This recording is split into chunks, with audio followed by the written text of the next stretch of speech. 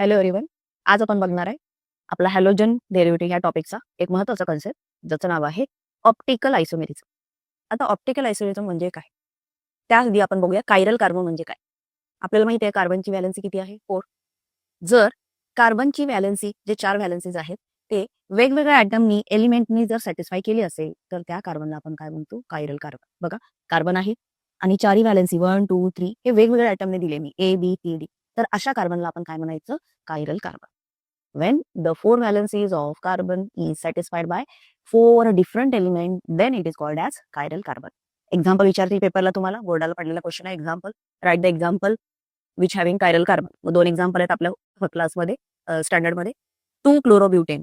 पहिले एक्झाम्पल कुठलं आहे? 2 क्लोरोब्युटेन. बघा ब्युटेन म्हणजे 4 कार्बन 1, 2, 3, 4. सेकंड कार्बनला कोण आहे? क्लोरीन आहे आणि त्याला कोण आहे? हायड्रोजन. म्हणजे हे कार्बन जो आहे त्याच्या चारही साईडला वेगवेगळे ॲटम आहेत. एक आहे हायड्रोजन, एक आहे क्लोरीन, एक आहे मिथाइल आणि एक आहे इथाइल.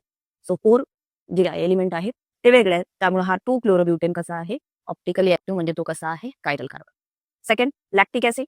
लॅक्टिक ऍसिडचा फॉर्म्युला बघा काय आहे? CH3 आहे. CH त्याला एक OH ग्रुप आहे आणि एक COH ग्रुप आहे. कायरल कार्बन हा आहे. त्या कार्बनला एक मिथाइल ग्रुप, एक हायड्रॉक्सी ग्रुप, एक कार्बॉक्सिल ग्रुप आणि एक हायड्रोजन. हे सगळे काय झाले? हे 2 एक्झाम्पल कशाचे होते? Chiral carbon. मग जे कायरल कार्बन असतील किंवा ज्या मॉलिक्युलमध्ये ज्या कंपाऊंडमध्ये कायरल कार्बन असतो तेच एलिमेंट काय दाखवतात? Optical activity. So next concept optical activity, त्याला आपण म्हणतो ऑप्टिकल आयसोमर. सो ऑप्टिकल आयसोमर कशाला म्हणायचं? ज्यावेळेस कार्बनचे 4 व्हॅलेन्सी वेगवेगळे एलिमेंट सॅटिस्फाय करतील त्यावेळेस त्यांच्या अरेंजमेंटला आपण काय म्हणलेलं आहे? Optical isomerism. The isomer which are differ in spatial arrangement of atom around the chiral atom. अशा आयसोमेरिझम ज्याच्या कार्बनच्या 4 साईडचे जे व्हॅलेन्सीज आहेत ते कसे आहेत? वेगळे आहेत आणि त्यांची अरेंजमेंट वेगळी आहे. एलिमेंटची अरेंजमेंट वेगळी असेल तर त्याला आपण काय म्हणायचं आहे? Optical isomerism.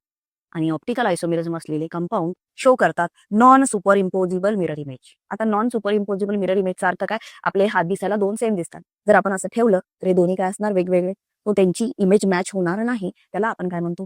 Non super imposable image. So chiral carbon ज्याच्या म्हणजे ऑप्टिकल आयसोमेरिझम शो करतील ते काय दाखवतील? Non super imposable mirror image. Example आपण ठेवलेलं आहे, मगाचं एक्झाम्पल ठेवलेलं आहे 2 क्लोरोब्युटेन. 2 क्लोरोब्युटेन जर आपण मिरर समोर ठेवला तर आपल्याला असं स्ट्रक्चर भेटेल. मग हे स्ट्रक्चर ह्याच्यावर आपण जर मॅच केलं तर क्लोरीन ह्या साईडला येईल आणि हायड्रोजन कुठे येईल? त्या साईडला येईल.